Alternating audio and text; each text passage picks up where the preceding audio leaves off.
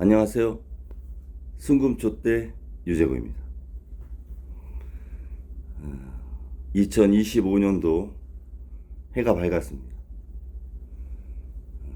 여러분 가정에 행복과 건강이 함께 하시길 기원합니다. 여전히 전국은 다소 혼란스러운데요. 하나씩 이렇게 매듭이 지어가는 것 같습니다. 모쪼록 정치권에서 전국을 빠른 시간 내에 안정을 시키고 국가가 새롭게 출발하는 그런 한 해가 되길 바랍니다. 지난해 수출이 참 좋았습니다. 발표한 수치를 보니까 6,890억 불 정도 한 것 같아요. 많이 한 겁니다. 경제가 어려운데 기업들이 그나마 열심히 하셔서 국가 신인도나 신용등급 그리고 그나마 어려운 경제 환경을 견인하고 있다고 봅니다. 기업하시는 분들한테 감사의 말씀을 드립니다. 제가 12월 30일인가 옥천 세무서를 갔었어요. 가서 이제 부가세 하고 소득세 납부하러 갔었는데 그런 질문을 했습니다. 요즘 폐업이 많지요? 그랬더니 폐업을 하시는 분보다 개업하시는 분이 3배 정도 된대요. 새로 사업자를 내시는 분이 3배 정도 많대요. 그래서 조금 저는 의아했는데 그도 그럴 것이 자영업이 어려워서 2023년도에 100만 명 정도 폐업을 하셨지만 올해부터 그러니까 작년부터 앞으로 한 11년간 베이비붐 2세대가 1년에 100만 명씩 퇴직을 하면서 이제 사회에 나오시죠. 그런 걸 생각하면 자영업 쪽으로 많이 또 진출을 하시는 것 같아요. 나오셔서. 뭐 적게는 40대 후반, 많게는 60대 이제 초반에 나오시는데 마땅히 재취업이 어려우면 자영업을 하게 되죠.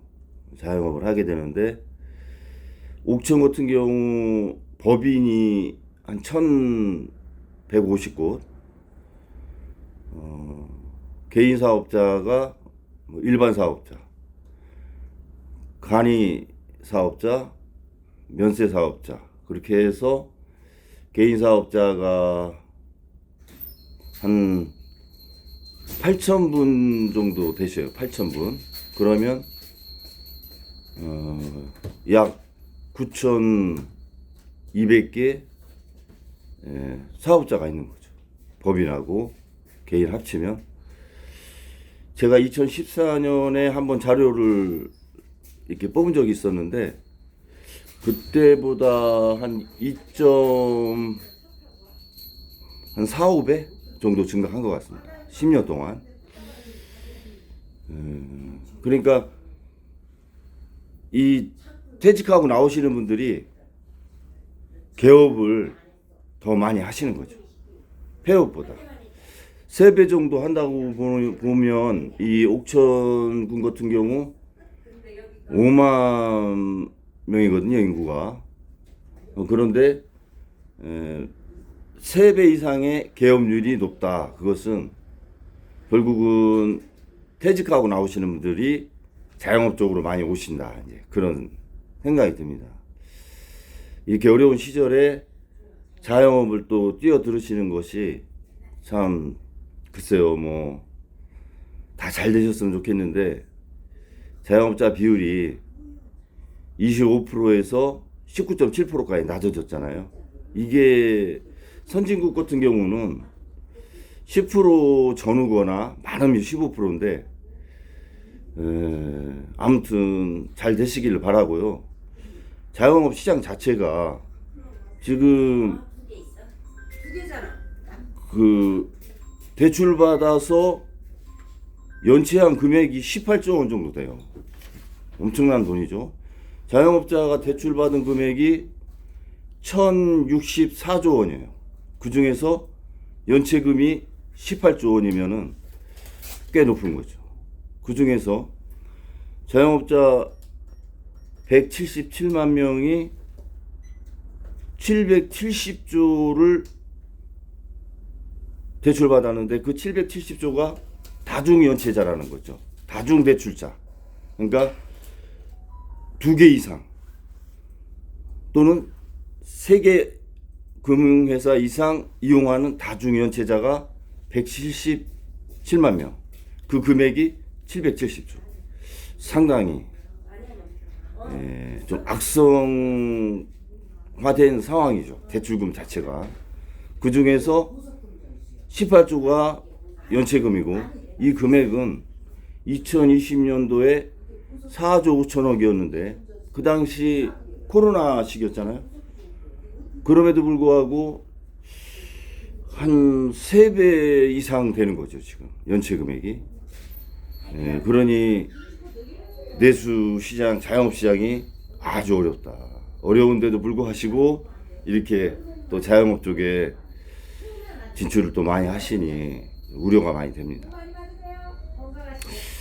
그리고 이 사업장이 기업 활동이 좋아서 수출은 늘었지만 작년도 9월까지 그 미지급한 금액, 근로자한테 미지급한 금액이 1조 7천억이었어요. 그러니까 제 생각으로는 2조 원 정도 되는 거 아니냐. 미지급 금액이. 그러니 기업들도 근로자한테 금액을, 임금을 지불하지 못하는 게 2조 원이면 그러면서 수출은 늘은 상태. 물론 환율이 올라서 수출 금액이 높아질 수는 있어요. 저는 그것이 한 13, 4% 환율 오른 만큼 정도 될 것이다. 이렇게 이제 보는 거죠. 그 정도로 자영업 시장은 안 좋아지는데 자영업자 수는 늘어나고 있는 상황. 이 부분을 정부가 좀 잘 체크를 하셔야 된다. 이런 생각이 듭니다. 그리고 자영업자가 대출받는 평균 금액이 1064조를 기준으로 따졌을 때 1인 자영업자가 4조 3천억이에요. 평균 대출 금액이. 그러니 4조 3천억이면 4억 3천억이면 그 이자만 해도 상당히 많고 원리금까지 합하면 이게 벌어서 원리금 낸다는 것도 쉬운 게 아니에요. 아무튼 그런 상황을 말씀드리고 자영업을 준비하시는 분들은 현재 이런 자영업자 상황 이런 부분을 잘 좀 생각을 해보실 필요가 있다. 이런 생각이 듭니다. 그리고 그 기재부 쪽에서 하나 특이할 만한 그 발표가 있었는데 외평채를 올해 20조 원을 발행한다고 이렇게 발표를 했어요. 했는데 외평채는 원화 표시 외평채가 있고 달러 표시 외평채가 있는데 지금 발행한다는 것이 원화 표시 외평채를 20조 원 발행한다는 거죠. 외평채는 제가 지난 동영상에서 또 말씀을 많이 드렸지만 환율을 방어할 때 쓰려고 모아놓은 기금입니다. 그런데 2020년도에 세수가 54조 59조 4천억 달러 부족했을 때 20조를 갖다가 썼죠. 공자금도 갖다 쓰고. 그리고 작년에 2024년도에 6조를 이렇게 쓰는 거로 결정을 했어요. 세수 결손을 메꾸는데. 그러다 보니까 기금이 이제 적어지니까 20조 불에 대해서는 외평채를 법을 바꿨어요. 20조를 줄이는 거로 법을 바꾼 상태에서 결손을 처리했는데 6조 원을 쓰니까 지금 외평채 기금이 적으니까 새로 기금을 이제 발행을 한다는 건데, 원화표시 외평채는 이게 환율을 상승하는 효과를 줄 수 있어요. 그래서 무슨 착오가 있지 않나 이런 생각도 들고, 지금 환율이 급등하는 상황에서 오히려 환율이 오를 수 있는 원화표시 외평채를 발행한다, 이런 것들이 저는 좀 이해가 안 가는 거죠. 달러 표시 외평채가 아니라. 그리고 보통 외평채가 10년, 20년 만기로 발행하는데 1년짜리로 발행을 한단 말이죠. 이것도 이해할 수 없는 것이, 지금 채권 금리가 10년 만기가 2.9%, 1년 만기가 2.7%면 뭐 0.18% 차이 나는데, 그것도 오해의 소지가 있다. 결국은 자기 임기 내만 그냥 넘어가면 된다, 이런 마인드가 아닌가, 이런 생각이 듭니다. 그래서 지금 환율이 상당히 어려운 상황에서 원화표시 외평채를 발행하는 부분에 대해서 한번 재고를 해줘야 되는 부분도 있고, 또 중요한 것은 국가에서 발행하는 채권은 가장 안정성이 있죠. 가장 금리가 적으면서 많이 삽니다. 안정적인 채권이라. 그러다 보면 시중에서, 민간 시장에서 발행하는 회사채나 은행채는 국가에서 발행하는 것보다 안정성이 떨어져서 채권 수익률이 높아요. 그래서 민간 시장에서의 그 자금을 확보하는데 어려움을 줄 수 있는 거죠. 국가에서 이렇게 채권을 많이 발행하면. 뭐 이런 거를 이제 구축 효과라고 하는데, 국가에서 기금을 위해서 이렇게 외평채를 많이 발행하면 시장에서 살 수 있는 유동성이 한계가 있는데, 그게 다 국가 발행 채권으로 가면 회사채나 은행채를 살 수 있는 유동성이 없는 거죠. 그래서 민간 시장에 자금 흐름에 영향을 줄 수도 있다. 이런 부분도 한번 고려를 해야 되지 않느냐, 이런 생각이 듭니다. 그 최상목 지금 권한대행이 뭐 대통령, 국무총리, 기재부 장관 뭐 1인 3역을 하다 보니까 여러 가지 어려운 부분도 있고 차관 위주로 아마 운영이 될 거라고 보는데, 중요한 포인트는 놓치고 가면 안 된다. 그리고 이 어려울 때일수록 경제를 좀 장기적으로 봐야 된다, 이런 말씀을 좀 드리고요. KDI하고 한국은행에서 우리나라 경제 상황이 어렵다, 이런 얘기를 했어요. KDI는 한국개발원이죠. 환율을 참 우려하는 상황이고, 이 상태로 환율이 좀 더 오르거나 지속되면 제2의 외환위기도 피할 수 없지 않느냐, 이런 우려를 표하는 성명을 냈습니다. 그러니까 한국은행하고 기재부가 좀 신경을 써야 될 부분이 있고, KDI는 같이 뭐 이렇게 소통을 하셔가지고 대응 방안을 빨리 마련하셔야죠. 문제만 제기하지 마시고. 또 이하는 이창용 한국은행 총재가 지금 자금이 상당히 불안정성하다, 자금 시장이.